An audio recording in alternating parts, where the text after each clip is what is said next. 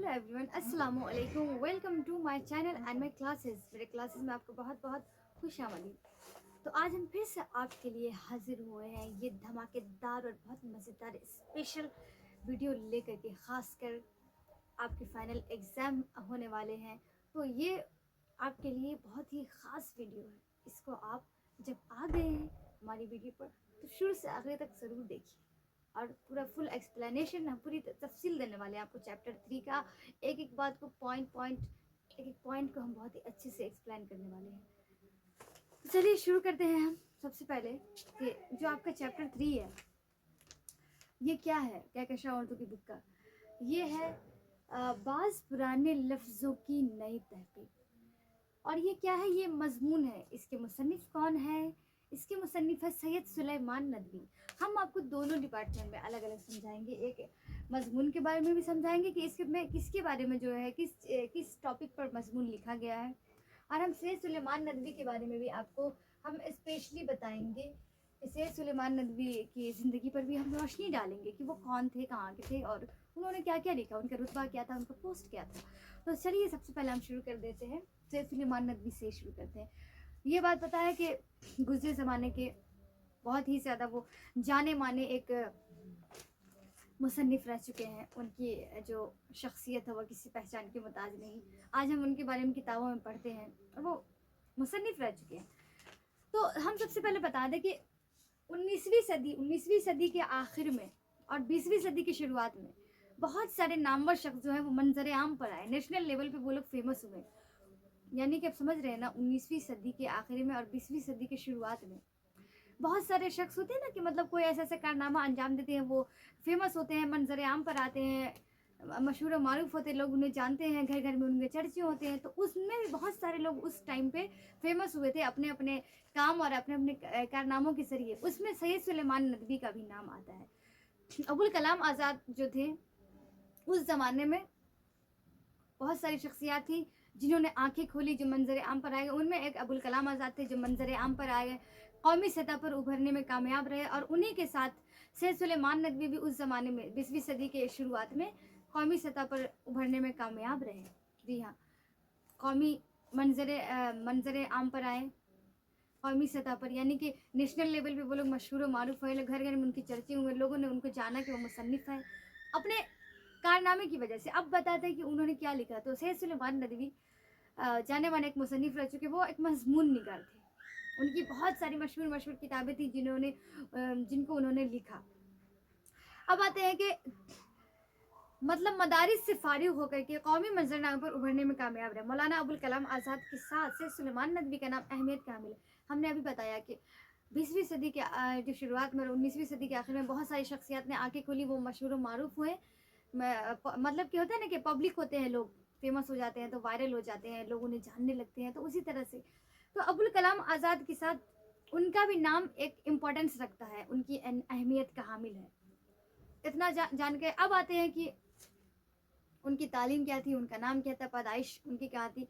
तो पैदाइश उनकी एक दसना नाम की एक बस्ती थी, मरदुम खेज बस्ती। अब मरदुम खेज किसे कहते हैं हम आपको बताते हैं।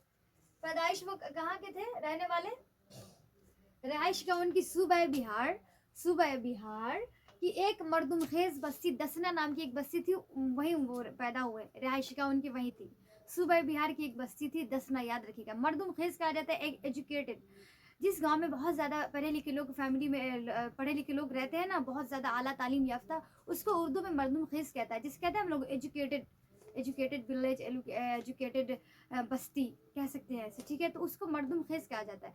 तो वो एक ऐसी बस्ती थी जहाँ बहुत ज़्यादा आला तालीम याफ्ता पढ़े लिखे लोग रहते थे, उसी में पैदा हुए, उनका ख़ानदान वही रहता था। रिहाइश गाह समझ गए, यहाँ देखिए मैंने लिख डाला है, आप देख सकते हैं यहाँ पर कि रिहाइश गाह सूबे बिहार की एक मरदुम खेज बस्ती दसना, जो अब नालंदा में है। जो कहाँ है, पहले सूबे बिहार की में थी, अब नालंदा में है वो बस्ती, नालंदा के हिस्से में चली गई है, ठीक है। अब आते हैं पैदाइश। सैयद सुलेमान नदवी समझ के मजमून निगार थे। पैदाइश कहाँ थी? पैदाइश 22 नवंबर 1884। कब पैदा हुए? 22 नवंबर साल के 11वें महीने में सैयद सुलेमान नदवी पैदा हुए। इस बात को ज़हन में बिठा लीजिए। और कब? 22 नवंबर 1884 ईस्वी में। कब? 22 नवंबर 1884 ईस्वी में। ओके। वालिद का नाम क्या था? वालिद का नाम था हकीम सैयद अबुल हसन। हकीम सैयद अबुल हसन नाम था, याद रखिएगा।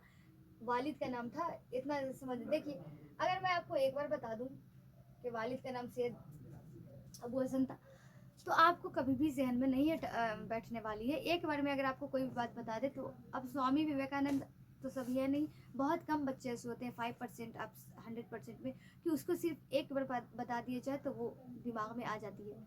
दूसरी चीज़, एग्ज़ाम के टाइम में आपको बहुत सारा पढ़ना होता है, तो एक बार में इतना सारा आपको नहीं आ सकता, इसलिए हम एक बात को बार बार बोलते हैं 2-3 दफ़ा ताकि आपको समझ में आ जाए। बहुत सारे बच्चे शायद इस बात से इरिटेट हो जाते हैं। तो सैयद सुलेमान नदवी मजबूर नहीं करते। पैदाइश 22 नवंबर 1884। वालिद का नाम हकीम से शुरू होता है, ठीक है, याद रखिएगा। लुकमान हकीम याद है, तो हकीम से शुरू होता है। किसके वालिद का नाम? सैयद सुलेमान नदवी का। हकीम सैयद अबुल हसन। रिहाइश का हमने बताया दसना बस्ती थी, जो एजुकेटेड बस्ती थी सूबा बिहार की, जो अपना नालंदा में है। इंतकाल कब हुआ उनका? इंतकाल भी उनका नवंबर में हुआ, याद रखिएगा। 22 नवंबर को वो पैदा हुए और 23 नवंबर को उनका इंतकाल हुआ। बस साल जो है वो चेंज था, मंथ वही था, एक दिन का आगे पीछे, एक दिन का बस आगे पीछे हो रहा है। 22 नवंबर को वो पैदा हुए और 23 नवंबर को इंतकाल हुए। कब? 1953। 1884 में पैदा हुए और 1953 में इंतकाल फरमा गए। 22 नवंबर को पैदा हुए और 23 नवंबर को इंतकाल हुए। साल के 11वां महीने में पैदा हुए और 11वें महीने में साल के वो वफात पा गए। इतना समझ गए। अब आते हैं उनकी जरिया शोहरत। उन्होंने क्या क्या लिखा? सबसे पहले वो तो एक राइटर थे। तो अब आते हैं, उनका पहला मजमून जो था वो कौन था? खातूनों की तालीम। याद रखिएगा, उनका पहला मजमून कौन था? जो पटना के एक रिसाला है अलपंच, रिसाला कहते हैं मैगजीन होता है ना, जो नावल होता है, नावल वगैरह जो आता है, मंथली जो आता है, कोई बुक आती है और उसमें बहुत सारी स्टोरीज वगैरह जो है छपती है, शाये होती है, मजमून हो या शेर व शायरी हो, कोई नज्म हो, तो उसी रिसाला में, मैगजीन में अलपंच, रिसाला का नाम क्या था? अलपंच, उसमें शाये हुआ, यहाँ पर लिखा हुआ देख सकते हैं, खातूनों की तालीम। खातूनों की तालीम उनका सबसे पहला मजमून है, याद रखिएगा। और पटना के रिसाला किसमें? अलपंच में। पटना के रिसाला अलपंच में किसका मजमून शाया हुआ था? सैयद सुलेमान नदवी का सबसे पहले। और उस रिसाले का नाम ये क्या था? अलपंच। और उस रिसाले में जो मजमून शाया हुआ क्या था? खातूनों की तालीम। और उसी साल एक और मजमून शाया हुआ उनका, वो क्या था? उसी साल आखिरी वक्त, ये आखिरी वक्त शाया हुआ उसी साल। एक ही साल में उनका 2 मजमून शाया हुआ, पटना के रिसाला अलपंच में। एक था खातूनों की तालीम, दूसरा था आखिरी वक्त, याद रखिए। दूसरा मजमून आखिरी वक्त, पहला था खातूनों की तालीम। अब आते हैं, अब ये सब लिखना, ये सब शुरुआत की, ये सब मुसन्निफी थी जो उन्होंने लिखा, ये सब शुरुआत की चीज़ें थी जो उन्होंने लिखा। उसके बाद से लिखने का दौर जो है एक तवील सिलसिला शुरू हो गया, मुसलसल वो लिखते रह गए। और 1903 से ये तो हो गया मजमून। वो नज़्में, गज़लें, इशार, शेर व शायरी भी लिखा करते थे, ये जी हाँ। तो 1903 ईस्वी से उनकी जो है नज़्में, गज़लें, इशार, शेर व शायरी भी, ये सब भी मंजर आम पर आने लगी, यानी कि पब्लिश होने लगी, लोगों तक पहुंचने लगी, उनकी किताबों में छपने लगे, शाये होने लगे, उनके रिसाले वगैरह में उनकी गज़लें, उनकी नज़में, उनकी शायरी, इशार, ये सब कब? 1903 से मंजर आम पर आने लगे, पब्लिश होने लगी, लोगों तक पहुंचने लगी, किताबों में शाये होने लगे, छपने लगे और लोग उनको जानने लगे। ठीक है, कब से? 1903 से गज़लें छपने लगी, इशार, नज़में वगैरह वगैरह जो मंजर आम पर आए। अब ये हो गई उनकी बातें। ज़रिया शोहरत का दारोमदार ये सब था, जो उनकी शोहरत, लोगों में उनकी एक पहचान बनी, ये सारी चीज़ों से शोहरत का ज़रिया बना, शोहरत मिली, मर्तबा मिला और एक पहचान मिली। यहाँ पर आप देख सकते हैं। अब तालीम की बात करते हैं कि वो कहाँ थे। तो इब्तदाई तालीम, जब वो छोटे थे ना, तो अपने आसपास की बहुत सारी बस्तियों से उन्होंने तालीम हासिल की, छोटे थे तो। इब्तदाई तालीम, स्टार्टिंग स्टडी, ठीक है, इतना याद रखिएगा।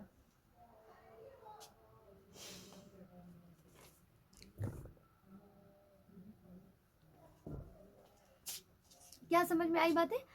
कि इब्तदाई तालीम जो है अपने आसपास के बस्तियों से हासिल की। उसके बाद आगे की तालीम के लिए वो फुलवारी शरीफ चले गए, फुलवारी शरीफ, और फिर मदरसा इमदादिया में आ गए। फिर उससे आगे की तालीम के लिए मदरसा इमदादिया में दरभंगा में आए। कब आए?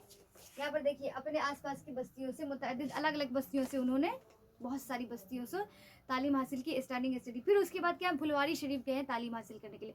उसके बाद फिर आगे की तालीम हासिल करने के फुलवारी शरीफ मदरसा इमदादिया दरभंगा में आ गए। कहाँ आ गए? दरभंगा में मदरसा इमदादिया में। जब अपने आसपास के गांव से जब वो तालीम हासिल कर गए तो उससे आगे की पढ़ाई के लिए मदरसा इमदादिया दरभंगा में वो आ गए। अंडरस्टैंड? इतना समझ गए? समझ में आई होगी ज़रूर बातें। आगे की तालीम, आला तालीम। अब आते हैं कि इंसान का लेवल जो होता है, इंसान शुरुआत करता है पढ़ाई, तो फिर धीरे धीरे धीरे पढ़ाई का लेवल बढ़ता जाता है और इंसान हायर एजुकेशन हासिल करना चाहता है अपनी लाइफ में। तो वो भी हायर एजुकेशन हासिल करना चाह रहे थे, आला तालीम। तो आला तालीम के लिए वो लोग कहाँ गए? 1901 में नदबतुल उलमा गए। कहाँ? दारुल उलूम नदबतुल उलमा, याद रखिएगा। 1903 में गए। कब गए? यहाँ पर आपको हम आपके रिसाला नदवा की इदारत भी यहाँ पर आपने बता दिया, मैंने बता दिया, यहाँ पर आपकी बुक में भी अच्छी तरह से लिखा हुआ है। 1901 में नदबतुल उलमा गए। कहाँ? नदबतुल उलमा, याद रखिएगा। आला तालीम के लिए कहाँ गए थे? सैयद सुलेमान नदवी, नदबतुल उलमा। वहाँ जब गए तो जहाँ शिबली नुमानी जो है उनसे उनकी मुलाकात हो गई। उनसे उनकी मुलाकात के उनके साथ वक्त गुजारने का मौका मिला। शिबली नुमानी जैसे हस्ती से, वो भी गुजरे ज़माने के बहुत बड़े मशहूर मारूफ शख्स रह चुके, ठीक है। तो उनसे 1901 में नदवतुल उलमा गए, वहाँ शिबली नुमानी से मुलाकात हुई, उनके साथ वक्त गुजारने का मौका मिला उनको। और उसके बाद वहाँ भी जब आला तालीम किससे हासिल करते थे? मौलाना फारूक जड़िया कोठी से। किससे? मौलाना फारूक। नदवतुल उलमा में जब गए तो किससे? मौलाना फारूक जड़िया कोठी से वो आला तालीम हासिल करते थे। कौन? सैयद सुलेमान नदवी। ओके, अब आते हैं कि उनकी जो है मौलाना अबुल कलाम, उसके बाद उनकी ज़िंदगी यूं ही चलती रही। उसके बाद एक अखबार आता था मौलाना अबुल कलाम आज़ाद का उस ज़माने में, अल हिलाल अखबार का नाम। जैसे होता है ना कि कौमी तंजीम, हिंदुस्तान, ये सब अखबार का नाम होता है। तो उस ज़माने में एक अखबार आता था मौलाना अबुल कलाम आज़ाद का एक अखबार आता था, जैसे अल हिलाल। उनसे वो जुड़े, यानी उनसे जुड़े कि उनमें उनकी मजमून, कहानियाँ वगैरह वगैरह, नज़में, ये सब शाये होने लगी, या बहुत सारी ऐसी बातें जो अपना वो शाये करवाते थे, जैसे इंसान मैगज़ीन में करवाता है, रिसाले में। तो उनसे वो जुड़े रहे बहुत दिनों तक, लेकिन ज़्यादा दिनों तक नहीं रह सके न उससे, अल हिलाल से। फिर उन्होंने वहाँ से इलादगी कर ली, यानी कि उनसे जो जुड़े रहे उनसे वो इलादा हो गए, ज़्यादा दिनों तक वाबस्ता नहीं रह सके, जुड़े रहे। और कब वाबस्ता हुए थे? 1913 में। अल हिलाल अखबार से जो वो जुड़े थे, वाबस्ता हुए थे, उनमें अपनी चीज़ें शाये करवाने के लिए। तो वहाँ 1913 में, और वो अखबार किसका था? मौलाना अबुल कलाम आज़ाद का, सैयद सुलेमान नदवी। अल हिलाल से ज़्यादा दिनों तक वाबस्ता नहीं, आपकी बुक में अच्छी तरह से लिखा हुआ है। दर्स तदरीस के फ़राइज़ अंजाम देने लगे। अब उसके बाद वो पूना कॉलेज में गए। पूना कॉलेज में उनको जॉब मिली। दर्स तदरीस के फ़राइज़, वो टीचिंग करते थे वहाँ, अच्छी अच्छी बातें सिखाते थे दर्स तदरीस के स्टूडेंट लोगों को। उसके बाद क्या हुआ कि अब बताते हैं कि उनकी जो मशहूर किताबें हैं सैयद सुलेमान नदवी की, सैयद सुलेमान नदवी की मशहूर किताबें क्या क्या है, ये सब हो गई। उनके बारे में हमने बता दिया कि असहाब के वो कहाँ गए थे, दारुल उलूम में, वहाँ शिबली नुमानी से मुलाकात हुई। उसके बाद वहाँ मौलाना फ़ारूक से वो तालीम हासिल किए नदवतुल उलमा में। आगे ज़िंदगी में नदवतुल उलमा का उन्होंने बेड़ा ही उठा लिया। अब शिबली नुमानी की वफ़ात के बाद उन्होंने पूरा इदारा को इदारत किया। उन्होंने बहुत ही अच्छे से, वो बहुत ही वफ़ादारी के साथ हर्ट ली अपने उस्ताद के, शिबली नुमानी के इसमें गैर हाज़िरी में जब वो इंतकाल हो गए। तो उनकी बहुत सारी ऐसी किताबें थी जो शिबली नुमानी लिखना चाहते थे। उनके मरने के बाद उन सारी चीज़ों को सैयद सुलेमान नदवी ने पूरा किया और उनके अपने फ़र्ज़ को अंजाम दिया, अपने फ़र्ज़ को पूरा किया उन्होंने। अब आते हैं उनकी मशहूर किताबें, बहुत सारी किताबें भी लिखी उन्होंने। वो कसीरुत तसानीफ़ थे। कसीरुत तसानीफ़ कहते हैं बहुत ज़्यादा लिखने वाले को, उन्होंने बहुत ज़्यादा लिखी, नज़्में, ग़ज़लें, इशार और बहुत सारी किताबें उनके मंज़र आम पर लिखा, मशहूर किताबें। वो किताबें क्या थी? अरबों हिंद के ताल्लुकात, उनकी मशहूर किताबें, इसको याद कर लीजिए। अरबों हिंद के ताल्लुकात, अरबों की जहाज़ रानी, अरबों हिंद के ताल्लुकात, अरबों की जहाज़ रानी। सीरत आयशा, आयशा रज़ी अल्लाह तआला अन्हा के सीरत पर भी उन्होंने किरदार पर लिखा, सीरत आयशा। और रहमत आलम, हय्याम और रहमत आलम, हय्याम और रहमत आलम उनकी मशहूर किताबें हैं। क्या क्या है ये? कितने? 1 2 3 4 5 किताबों के नाम है। एक अरबों हिंद के ताल्लुकात, दूसरे अरबों की जहाज़ रानी, तीसरे सीरत आयशा, चौथे हय्याम और रहमत आलम। उनकी मशहूर किताबें, इसको याद कर लीजिएगा, आपकी बुक में भी लिखा हुआ है, ठीक है। अच्छी तरह से उसको अंडरलाइन करके और अच्छी तरह याद कर लेना है, क्वेश्चन में आ सकता है। आपको कुछ नहीं पता कि कौन से चैप्टर से कहाँ पर से क्वेश्चन आ जाएगा, ठीक है। तो उससे अच्छा है, उससे बेहतर है कि पूरे चैप्टर को जो हमने एक्सप्लेन किया उसको अच्छी तरह से सुने, समझे और कुछ चीज़ें जो पॉइंटेड होती है, मतलब कि आप जैसे नंबर वगैरह वो चीज़ें थोड़ा याद करना टफ होता है, तो उसको याद कर लिया करें।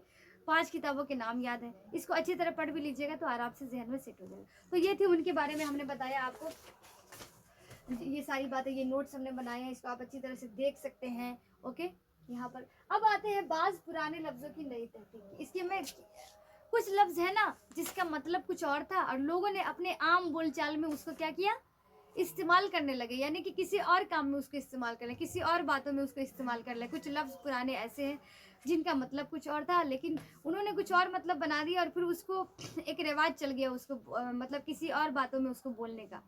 जैसे सबसे पहले जो है यहाँ पर देखिए फतूर, ये जो फतूर है ये क्या है, फतूर सैयद सुलेमान नदवी ने सारे लफ्ज़ को अच्छी तरह से बताया इस तरह से कि बहुत सारे ऐसे लफ्ज़ हैं जो पहले उनका नाम कुछ और था अब कुछ और है। ये अब आते हैं यहाँ पर, ये अजीब बात है कि नाश्ता के लिए अक्सर ज़बानों में भूख तोड़ने की इस्तिलाह बन गई। दो ज़बानें एक पूरब की और पश्चिम की, यानी अरबी और अंग्रेज़ी दोनों में एक ही है।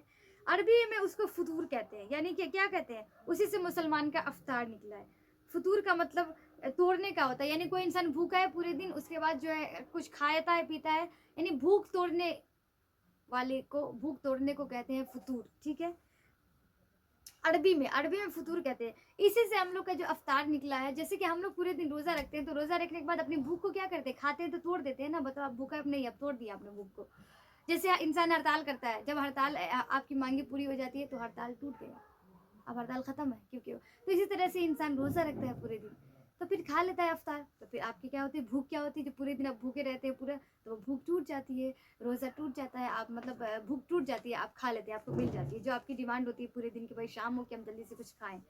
तो ये अब फतूर का मतलब क्या होता है, फतूर से ही अफ्तार का लफ्ज़ निकला है, और जिससे हम लोग अफ्तार करते हैं ना खाने की चीज़ों को, उसको हम लोग अफ्तारी कहते हैं। तो इसमें बताया गया है फतूर, कि फतूर ये है अरबी लफ्ज़ है, लेकिन इससे जो है इंसानों ने क्या किया, फतूर का मतलब है तोड़ने के, अफ्तार निकाला, जिस चीज़ से हम लोग अफ्तार करते हैं उसको अफ्तारी, और इसी से अफ्तार निकला, याद रखिएगा।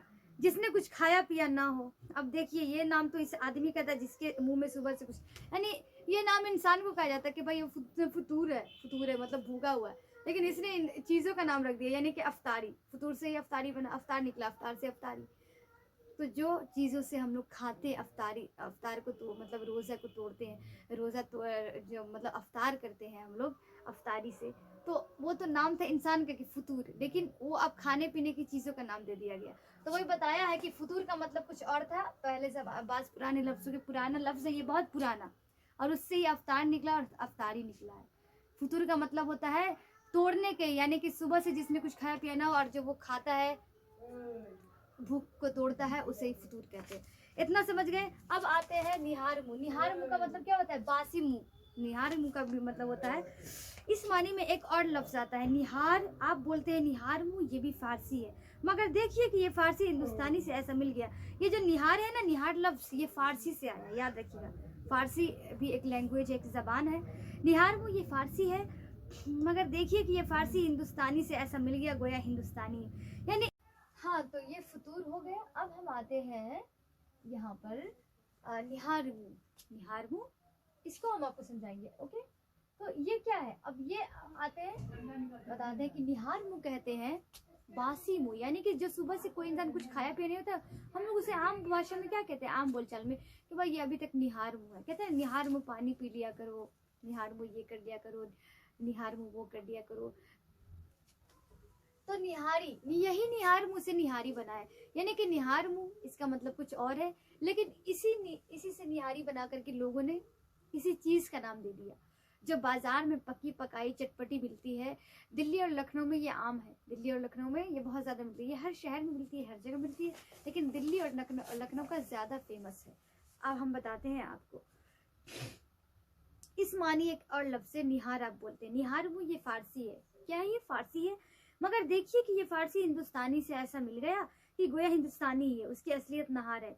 ये फारसी लफ्ज़ है और हिंदुस्तान में फारसी लोग यूज़ करते थे, लेकिन यहाँ हिंदुस्तान में भी इसका चलन बन गया और हिंदुस्तानी लोग भी अपनी भाषा में इसको यूज़ करने लगे।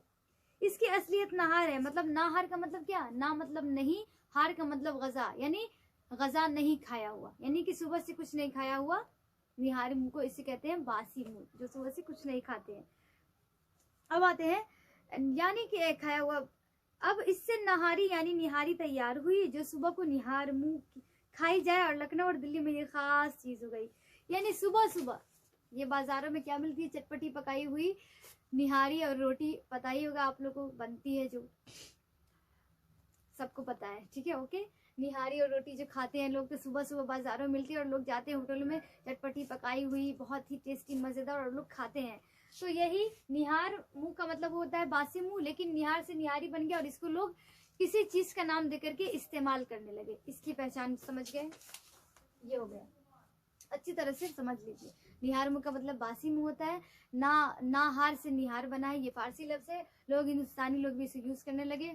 निहार मुंह का मतलब बासी मुंह, और उससे ही निहारी बनी। और निहारी बाजारों में जो चटपटी पकाई हुई चीजें मिलती है, जो रोटी के साथ खाई जाती है सुबह सुबह, उसी का नाम दे दिया गया। इतना समझ गए। आदि का मतलब होता है निकम्मा। हम लोग आदि किस लफ्ज में यूज करते हैं, निकम्मा, काहिल, कामचोर, सुस्त, लेजी, किसी काम का नहीं है।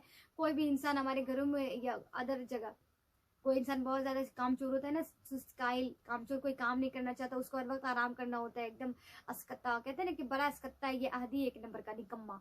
तो उसी को अहदी को असल में अकबर बादशाह के जमाने में एक फौज सिपाही था, ठीक है, उसको एक जगह जो डेहरी होता है ना, जैसे कॉर्नर वगैरह होता है, तो उस जगह पर एक सुनसान इलाके में उसको फौज को मुलाजमत मिली कि तुमको कंटिन्यू यहीं पर बैठे रहना है या खड़े रहना है, बस तुमको इस जगह की रखवाली करना है। और वो इंसान बेचारा इस पर क्या हो गया, मामूर हो गया, यानी कि एकदम से इसकी खिदमत पर, डेहरी की खिदमत पर मामूर हो गया, और उसी वक्त वहीं पे सोया रहता था, खाता रहता था, बैठा रहता था।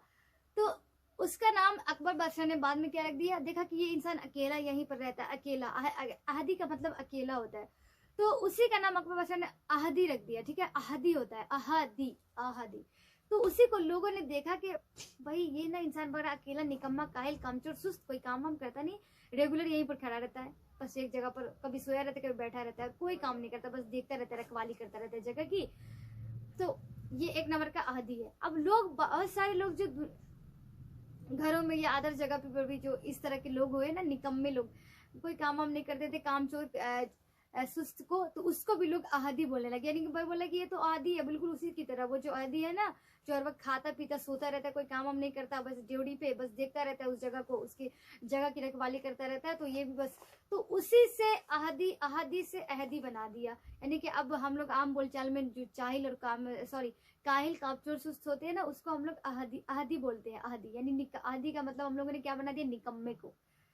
आदि का मतलब निकम्मा, काहिल, कामचोर, सुस्त, इतना समझ गए। ये अहदी से निकला हुआ लफ्ज है, क्या, अहदी, जो हम लोग बोलते हैं। और ये अकबर बादशाह ने अपने सिपाही का नाम दिया था क्योंकि वो अकेला रहता था। तो ये पुराना लफ्ज है, यानी कि पहले कुछ और चीजों में उसको इस्तेमाल किया गया, किसी का नाम रखा गया, और अब लोग जो आम बोलचाल में उसको किसी और ही चीज में इस्तेमाल करने, किसी और ही बातों में इस्तेमाल करने लगे। ये हो गया। कली कुल्ला कहते हैं रंग चढ़ाना। कली का मतलब होता है किसी भी चीज पर, बर्तन वगैरह पर जो रंग वगैरह चढ़ाया जाता है ना, उसको कली कहते ना, कली फेर देना। कहीं पर भी कोई चीज पेंट वगैरह की जाती है, रंग चढ़ाया जाता है, चाहे वो घर हो, चीजें हो, एवरीथिंग, कुछ भी, तो उस पर जो कलर चढ़ाया जाता है ना, रंग, उसको कली बोलते हैं लोग उर्दू में। कली का मतलब होता है रंग चढ़ाना, कली का मतलब होता है रंग चढ़ाना, यानी कि कोई चीज खुरदुरी है, रफ है, अच्छी नहीं लगती दिखने में, तो उसको छुपा दिया जाता है, उस रफ को, उस ऐब को, उसकी खराबियों को क्या कर देता रहता है, रंग फिर करके, कली फिर कर। अब हम आप लोग को बता रहे हैं, ये तो हो गया कली। अब होते हैं कलिया। कलिया किससे कहते हैं, कलिया जो है ना, यहाँ देखिए, कलिया, कलिया होता है जैसे हम लोग ना उस गोश्त को बोलते हैं, शुरबदार गोश्त को, ग्रेवी वाले गोश्त को, कि जिसमें ना ये होता है, मतलब उसमें सब्जी वगैरह रखकर बनाते हैं ना, और वो शुरबेदार होता है, उसको ही हम लोग आम बोलचाल में कलिया कहते हैं। लेकिन कलिया का मतलब होता है भुने हुए गोश्त को कहा जाता है, ठीक है।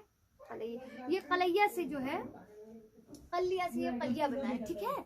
तो ये कलिया बन गया, लफ्ज कुछ और था, और हम लोगों ने उसको, इंसानों ने कलिया बना करके, और उसको हम लोग शुरबादार गोश्त जिसमें सब्जी रख के बनाई जाती है, उसमें हम लोग इस्तेमाल करने लगे। तो कलिया का मतलब समझ गए। रियल में पुराने लफ्ज जो थे वो थे, कलिया का मतलब होता था भुना हुआ गोश्त, और अब हम लोग उसको नए नए लफ्जों में जो उसको इस्तेमाल करने लगे कलिया को, तो भुने हुए गोश्त, सॉरी शोरबादार सब्जी वाले गोश्त को, तरकारी वाले गोश्त को बोलने लगे, आम बोलचाल में इस्तेमाल होने लगा। सुर्खी का मतलब होता है हेडलाइन।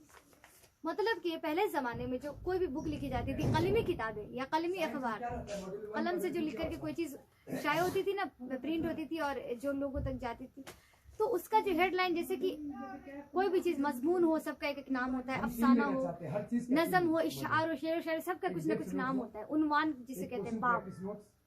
उसको उस जमाने में एक सुर्खी पाउडर आता था रेड कलर का, जिससे पहले जमाने में घर भी बनते थे, यानी कि ईंटे पर जो घर बनते थे उसको जो जोड़ा जाता था ना, वो सुर्खी से ही जोड़ा जाता था। सुर्खी को अच्छी तरह से पानी डाल करके अच्छी तरह से उसको गूंद करके उसके बाद उससे क्या करता था, किया जाता था ईंटे। तो वही सुर्खी पाउडर से लोग लिखते थे, यानी कि कोई भी उन्वान जो लिखा जाता था ना, चाहे वो मजमून का, अफसाने का हो, तो उसको लोग जो हाथों से जो किताबें लिखा करते थे, उसका उन्वान हेडलाइन जो है सुर्खी से ही लिखते थे, मोटे हुर्फों में लिखा करते थे, ताकि यानी अभी भी लिखा जाता है, प्रिंट होता है, तो जैसे दास्तान, बागो बहार, बाज पुराने लफ्जों की नई तहकीक, ये सब मोटे हुर्फों में बड़े हुर्फ से लिखा हुआ है ना, इम्तियाजी जगह पर, यानी कि फर्स्ट पोजीशन पर, जो इसकी शनाख्त करवाती है किसी भी अफसाने की, किसी भी मजमून की। इंसान को पता चल जाता है कि उसमें क्या लिखा होगा, उस लफ्ज से इंसान को वो जो लिखी हुई बातें होती हैं, चाहे मजमून हो या अफसाने हो या नज्म हो, उसकी एक पहचान होती है। तो ये इम्तियाजी जगह, लोग उसकी शनाख्त के लिए हेडलाइन पर लिखा करते थे सुर्खियों से, तो उस जमाने में उसको सुर्खी कहा जाता था, उस यानी कि सुर्खियों से लिखते थे, उस तो उन्वान कहा जाता था, ठीक है, बाब कहा जाता था। अब इस जमाने में ना लोगों ने धीरे धीरे उसको इस्तेमाल करने लगे, सुर्खी, उस सुर्खी को, उन्वान को, चाहे आज पेन से लिखा हो या फिर मार्कर से लिखा हो या वो प्रिंट हो कंप्यूटर के जरिए, उसको सुर्खी कहा जाता है उर्दू में। कहते हैं ना कि भाई आज की अखबार की सुर्खी पर तो ये खबरें थी, वो खबरें थी, दिस थी, डेट थी, आजकल तो ये सुर्खी पर जरा देखना क्या लिखा हुआ है अखबार पे, यानी हेडलाइन पे क्या है, तो वही सुर्खी पर कुछ भी